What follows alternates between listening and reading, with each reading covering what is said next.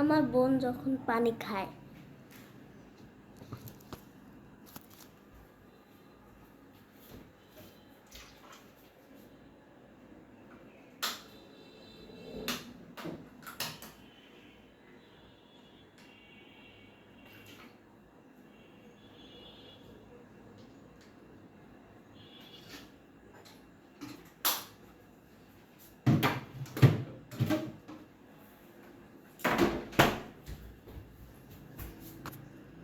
আর আর আমার ভাই যখন পানি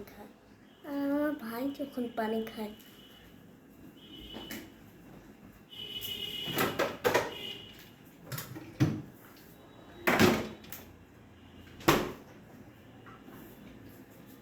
ও না,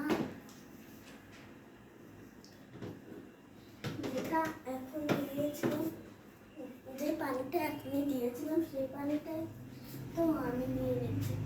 আগে পানিটা ঠান্ডা হয়ে গেছে।